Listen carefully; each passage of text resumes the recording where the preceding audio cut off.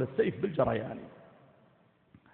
في عهد عمر رضي الله تعالى عنه أقبل رجل من العراق، رجل تخصصه طرح شبهات، لم يذهب ويجلس في مجلس لأحد أئمة العلم ويطلب العلم، لا، يبحث في القرآن عن شبهات ويطرحها للناس.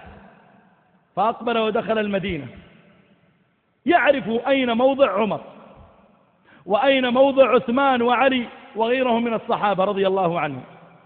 يعرف أن يسأل عن عبد الله بن عمر طالب علم، عن أبي هريرة، عن عبد الله بن عمرو، عن ابن عباس، يعرف أن يتوجه إليهم، لكنه لم يفعل.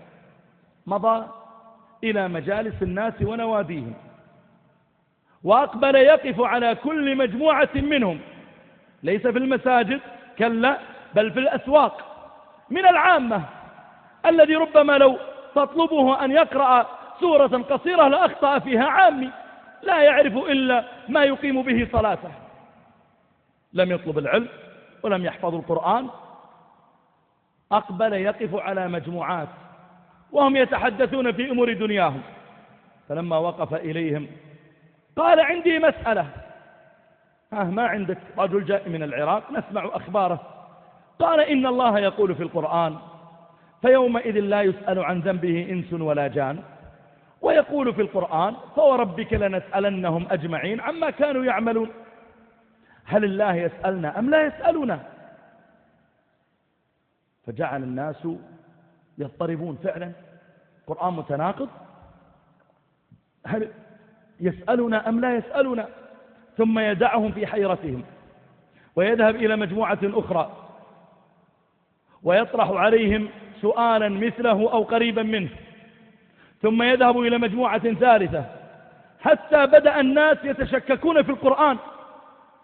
فرفع أمره إلى عمر رضي الله تعالى عنه، فدعاه عمر فجيء به إليه وهو صبيغ بن عسل. قال له عمر: ما عندك؟ أنت من أين؟ قال: أنا من العراق. قال: ما عندك؟ قال: عندي مسائل. قال: هات مسائلك. فقال: إن الله يقول: فيومئذ لا يسأل عن ذنبه إنس ولا جان، ويقول: فوربك لنسألنهم أجمعين عما كانوا يعملون. نبئنا يا عمر، هل يسألون الله أم لا يسألون؟ فقال له عمر: إن يوم القيامة يوم طويل، في يوم كان مقداره 1000 سنة، وفي آية 50,000 سنة.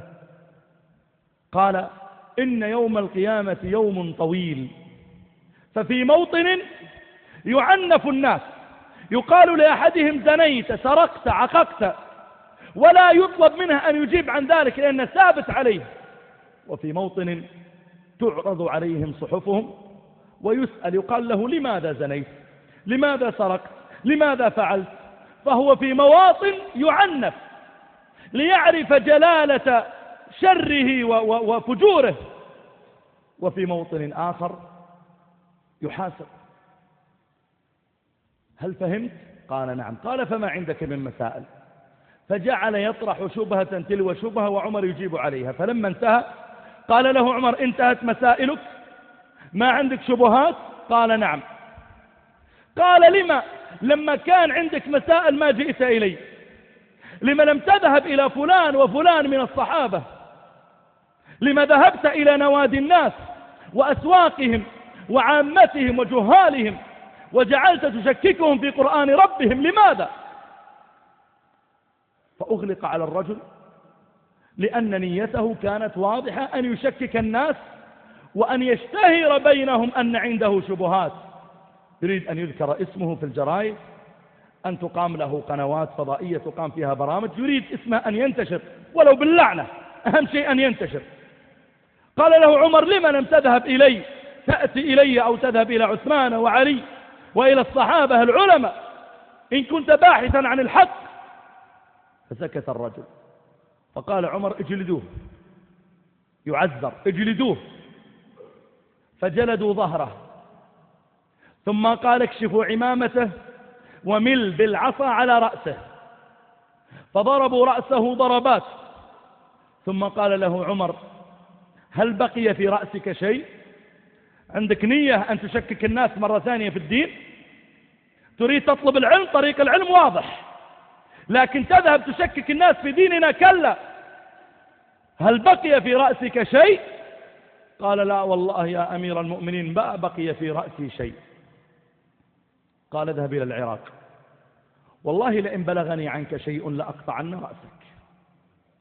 فذهب الرجل، فلما انتهت سنوات عمر رضي الله تعالى عنه، ثم تولى عثمان رضي الله عنه، ومضى له سنوات في الخلافة، ثم قام عليه من قام من الخوارج وأوباش الناس، أرسل بعضهم إليه ليجيء، فجاء صبيغ قال ما عندكم؟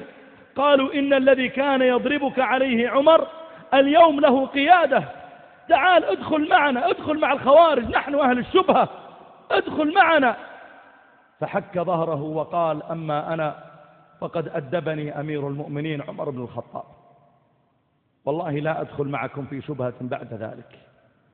كانوا حريصين على أن يحموا الناس من الشبهات. لما يأتيك إنسان ويقول لك هذه حرية فكر ليكتب ما أراد، أتحداه يكتب شيء عن الحكومة. إن كنت رجلا وتقول حرية فكر، انتقد شيئا يتعلق بالحكومة، يتعلق بالأمن، يتعلق بالأموال، يتعلق بفساد إداري، انتقد إن كنت رجلا وتدعي حرية الفكر. أما أن تميل على ربنا وعلى كتاب ربنا وتكتب ما شئت، أو تكتب على رسول الله صلى الله عليه وسلم، ثم